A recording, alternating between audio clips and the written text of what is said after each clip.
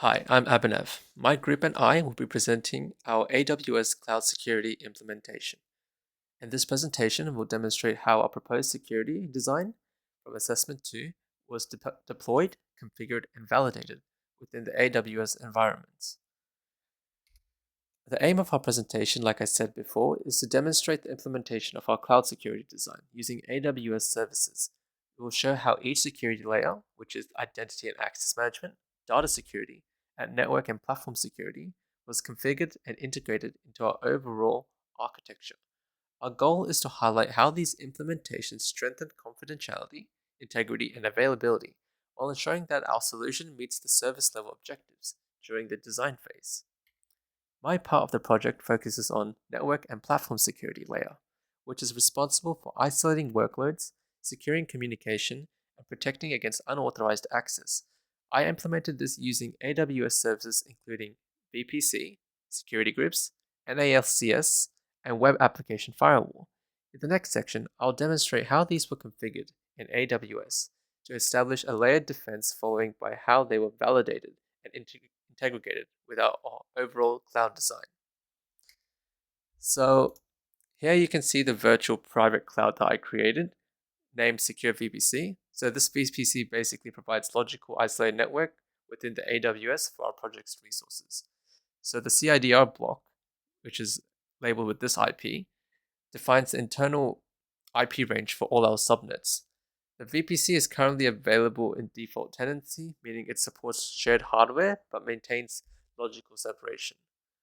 I've also configured the DNS resolution host names, so right here and here, within the network to communicate using domain names instead of IPs. This basically makes it more important for scalability, internal services, and discovery. The VPC forms the foundation of our network security layer, isolating workloads and controlling traffic boundaries, before additional layers like security groups, NACLS, and WAF are applied. So for our architecture, I've created a security group named Secure Web SG, which acts as a virtual firewall at the instance level within our secure VPC. As you can see here, the group is associated with the same VPC I showed earlier, ensuring that all inbound and outbound traffic follows consistent network boundaries. So if I open it up, so if we look at the inbound rules, I've only allowed HTTPS port 443 from all IP addresses, which enables secure encrypted web traffic, and SSH port 22 from a single trusted IP. This follows the principle of least privilege, reducing exposure to unauthorized access. Now, if we go to the outbound rules, outbound rules are set to allow only necessary egress traffic, maintaining AWS stateful firewall model, which responses to approved inbound connections are automatically permitted.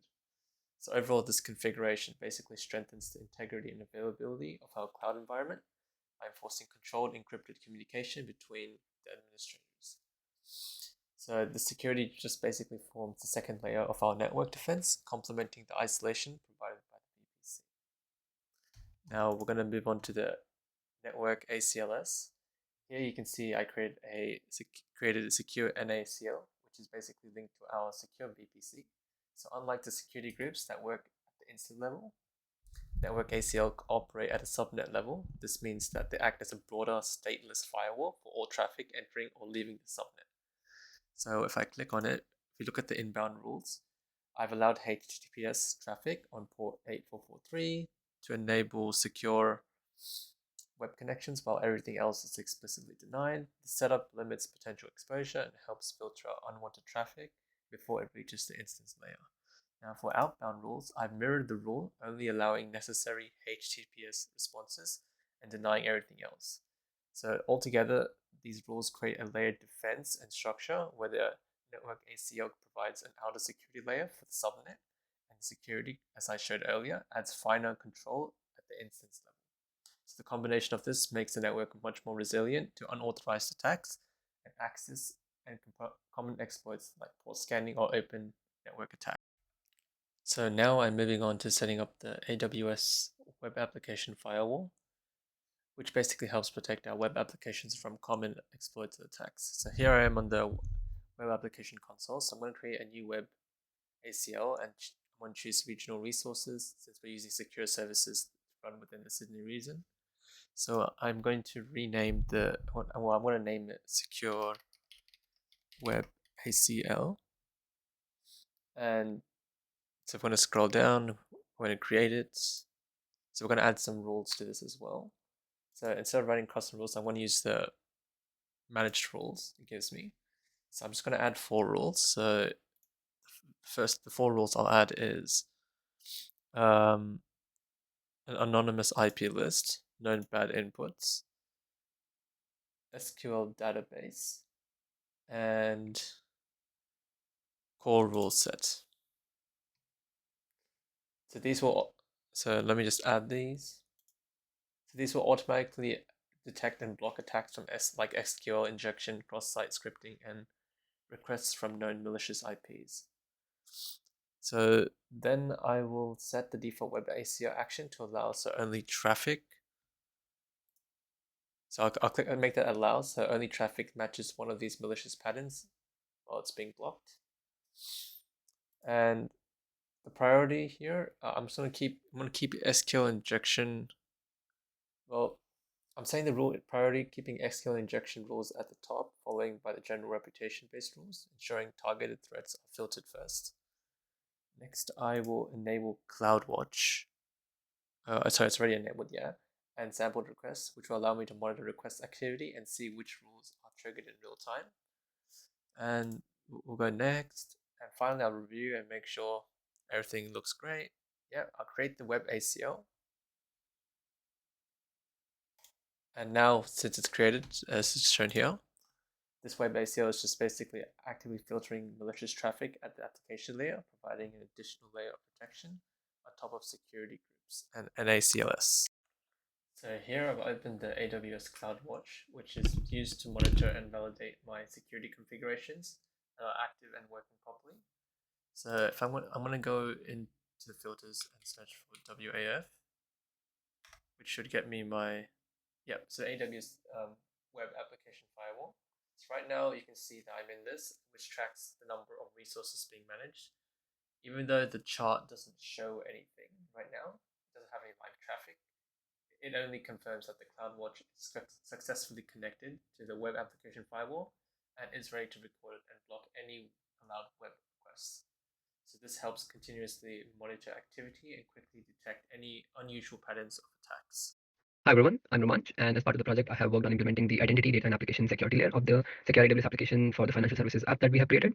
And as shown over here, the IDAS layer connects the users, the apps, and the data, and enforces who can access what and ensures all data is encrypted in transit or at rest, and also aligns with the goal of following encryption everywhere, but also the standards of PCI DSS and APRA and others, etc. So as part of the IDAS architecture, there are 3 components of it. The first one is the identity layer, the second one is the data, and the third one is the integration with the other services.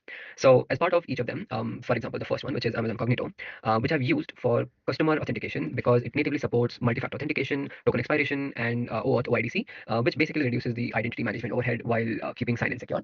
So the easiest way of doing that is to open up the Cognito page, go to the users pool, and create a user pool with the username and ID, and enable MFA by creating the user authentication.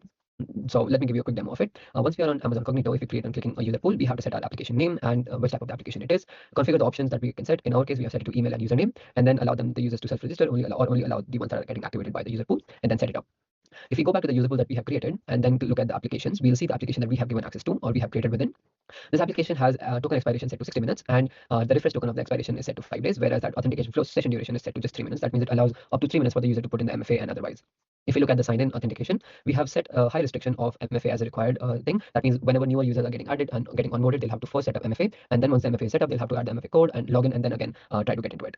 So if I look at the users, there are already a couple of them. So, and whenever the users would try to get access to the application, they then have to do the same exact process and either verify their email or then come back and do it or accept an invitation from the AWS Cognito user pool. Now, onto IAM Identity Center. The IAM Identity Center allows the authentication and access to the internal users, which we have set up for internal purposes. For example, an engineer would like to get a time-limited, least privileged access to the AWS console to make some changes or updates to the application directly. They have the option to do that. And as part of this, we also know that IAM Identity Center also allows us to enter federated single sign-on from corporate portals or corporate directories, which is always a plus point for any user going forward. To create an IAM Identity Center user, let me give you a demo of that quickly. On the IAM Identity Center's console page, we create a user by creating a user in the regular format of what an IAM role looks like. Whereas in this case, once we have added in the username, we have to input the email address and confirm the email address again, and then the first name and the last name and the display name of the same user that this person is going to log in with. And the optional details are completely optional. There are some optional details that the user can add later, and then we have to select next and then add the user to a specific pool, add the user to a specific group if required, and then create the user. In this case, we already have created a user, and this user is part of a group which was created for administrative access. This group is allowed to get access to the console as part of the finance admin group membership, and the user themselves have access to the AWS console management account, which is again part of which also has the applied permission sets, which basically gets the administrative access to all, which is under permission sets. And we have also set the session duration to just 1 hour. That means whenever this person logs in, they will only get to see the console for 1 hour, and then they'll have to log in again and then come back to do the same thing. The way it works is, if I log in to the AWS Access portal, and let me quickly sign out from here. I would have to first input my username and my user password, since I've already stored this under, and then I would have to add my MFA code. The MFA code would be a 6-digit code that is only added in to a specific device that the user has selected. And after adding the MFA code, they would go on to look at their AWS Access portal and select which AWS account they want to get access to. Once they have selected the AWS account and the user that they want to access the AWS account with, they have the access to whichever permission that are assigned to this specific user on that particular AWS console. Now, IAM Identity Center also allows us to add multiple applications to the same user, which again can be done from the user's page under the application sections. For example, now if you have access to the same financial app, we can give access to the user from this page itself. For any other role-based or application-based access, like I discussed, we can give application-based access to a specific user directly from the IAM Identity Center. For role-based access, the regular user would need to be created under IAM roles or IAM user, which would be part of IAM. And similarly, when creating a group, we'd have to give the user a specific permission. And the set of permissions can be part of AWS managed or other managed groups, or can directly be attached to the user specifically. For key management, and this is actually quite an important one. Key management basically provides centralized key creation and rotation options. It ensures that encryption is at rest for multiple various services such as RDS, S3 buckets, and secrets manager themselves. And it allows us to create separate CMKs per data domains, which basically help us satisfy PCI DSS requirements for key management and others as well. As part of the creation of customer managed keys, the easiest way is to go onto the customer managed key KMS portal and then select the symmetric key and then assign the administrative users or the user who would be delegated the permissions to edit the policy and otherwise. So if you go into key management, the one that we have already created is this one. While a way of creating it is selecting the key type, we can set it to symmetric, key usage for encryption and decryption, and then adding labels as optional and assigning it a name. We can select multiple administrators who can delete the key or are allowed as administrator of the key, while we have another option to select the user permission to specific users who would be using the key for encryption or decryption or other cryptographic operations. And then we'd have to go and then edit the policy based on which user is getting access to, or if we have already added the users as part of the other operations that were present when creating the key, and click on next and review and submit. If you look at the key that we have already previously created, we can see that 2 key administrators were already selected for this, which were one of them is already the admin user that we have seen, and the Roam AWS user, which is my user that I log in with, and then switch role to group 3, which is this one. While if you look at the key material and the rotations, we have set it to automatic rotation of 365 days. And this helps us keep track of when the key was rotated and what is the next time of rotation within that period. KMS also allows us on CMK keys, allows us 10 times of ad hoc key rotations, which we have all 10 of at the moment available. If there is an incident, we'll have to just come over here and click on rotate, or maybe use an API key to quickly rotate the key and then update everywhere else. As part of database and storage, we have set up an Amazon Aurora SQL MySQL RDS service, RDS instance, and we use it with RDS proxy for secure pooled database connections. The requirement was proxy integration would allow the IAM authentication, and that basically removes the static credentials while improving failover and resilience. And Amazon Aurora itself will allow us connection with IAM database authentication, which definitely works really quickly and fast, basically having a latency of less than 50 milliseconds. So to create an Aurora RDS service with database encryption, we need to go to RDS console. So let's actually quickly look at that. On the RDS console, we have set it up as a standard create on Aurora MySQL compatible RDS with production template, which basically allows us to create a multi-AZ deployment architecture for replicas and for read and write and other options as well. We can click say the name as anything, and the master username and others can be set up. While the important thing to look at is the selection of the encryption key. We have selected it as secrets manager, which again helps us rotate the credentials of this particular admin user and the key credential created on its own. For availability and reliability, as I mentioned previously, we have set it to multi-AZ deployment for multiple reads and writes in different availability zones within the same region. And if we keep scrolling down, we can look at the database authentication method for IAM database authentication. Since as part of the creation, this would have costed us about $2,300 US. We have not added or created this directly, but we have set it up as a test purpose. For storage access, we have used AWS S3 buckets, which basically help us keep track of all the logs, all the backups, all the images uploaded, all the documents that are needed to be uploaded for the application itself, with extensive block on public access, giving the user an option to select and create object log as an optional thing, and setting TLS 1.2 as a mandatory policy for every of the objects that are created in the bucket. So to create the bucket, which we have over here, we go on to the S3 buckets console page. We can see the financial S3 bucket is there. The properties that we have set up are the bucket is set up with versioning. That means we can have multiple different variants of an object within the same bucket. And if something is changed or updated, we can keep track of and keep a record of it. The permissions are set up with block deny all public access and block all public access, even if it is granted through new ACLs or the older ACLs, and if it is done on object level or bucket level directly. And finally, for Secrets Manager, we have set up key rotation with Secrets Manager, which basically helps us store secrets automatically and rotate application level or database level credentials every 30 days, helping us eliminate hard-coded passwords and audit and any audit exceptions. So over here on the Secrets Manager management page, the easiest way of creating a Secrets Manager is to coming over here and creating a new secret, unless if it is defined within the service when it is being created in. We can set it to specific services or set it as a key value pair, for example, an API key, an OAuth token, etc. And in this case, I'll just set it to test and test, and the key encryption can be selected as the one that we have already selected, which we have already created, which is our financial key, or we can set it again within AWS Secrets Manager to AWS alone to keep track of. Once we give it a name and a description, and click on next and review all the changes, unless an automatic rotation is required, which we have set it up in our case, which will do it over here as well. We'll just set the time duration as 30 days and use our Lambda function that we have created to rotate secrets and select next and save this. Let's leave this page and go back to and look at the one that we have already previously created. And as we can see, the financial encryption key is associated with this RDS credentials for admin user, and the rotation is set to 30 days with the Lambda function rotating it on a periodic basis. As part of the project, we try to map and create a bunch of services that link together and integrate together for a secure architecture. For customers having SSO and staff having to log in with MFA, we try to map it 100% and enforce it 100% with Amazon AWS Cognito and IAM Identity Center to ensure that there is role-based access, application-based access, and time-based session controls are maintained. We use IAM Identity Center for setting up session duration, and as we can see that it is 1 hour for admins and 8 hours to access the console directly. For encrypting on any Aurora secret, RDS secret, or setting up S3 bucket secret, we have KMS encrypted keys created with an auto rotation set to 365 days, and Secrets Manager, which automatically rotates the credentials in every 30 days with 100% success rate, and RDS set up for with proxy for credential isolation and pooling.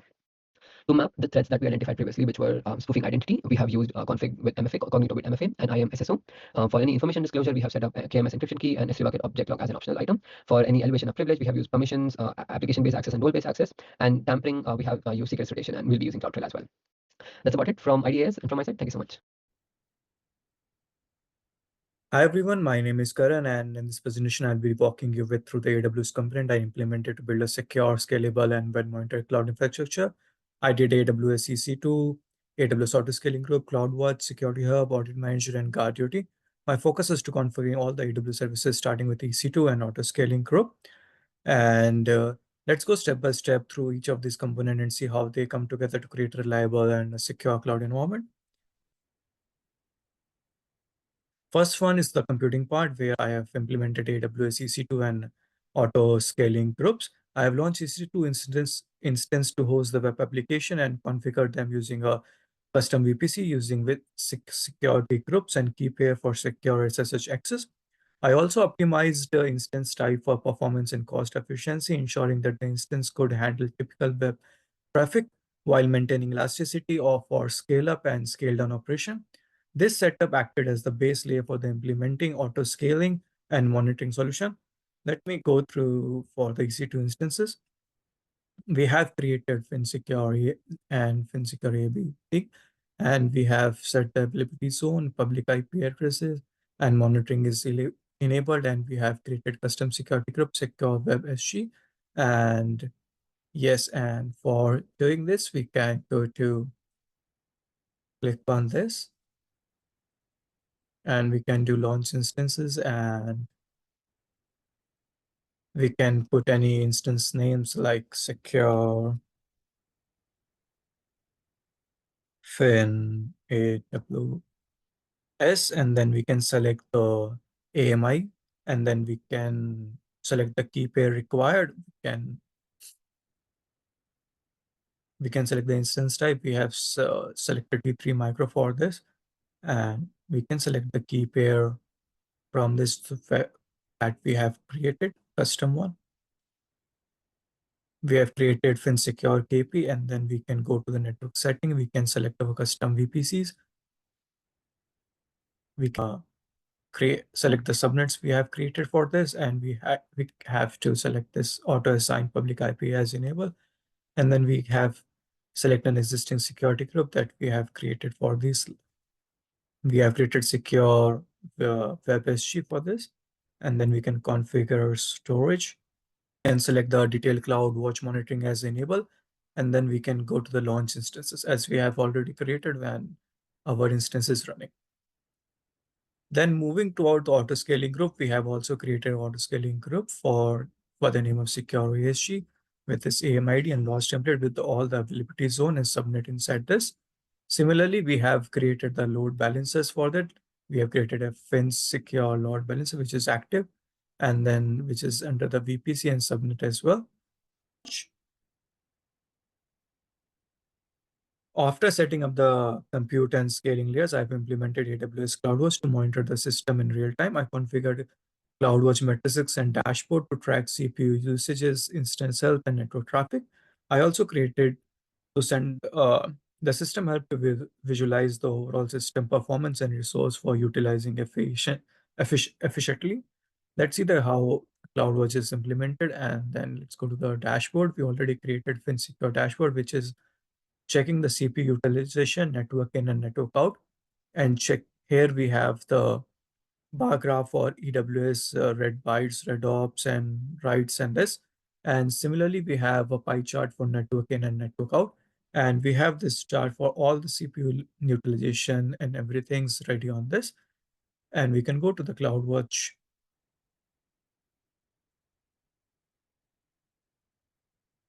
thing overview and create, and just we already have created a dashboard for this monitoring things, and we can change the customs from here. Here it is, the updated one. We have the CPU utilization, the bar graphs, the pie charts, and the number system. After the CloudWatch, I implemented AWS Security Hub. I enabled Security Hub to centralize and automate security posture management.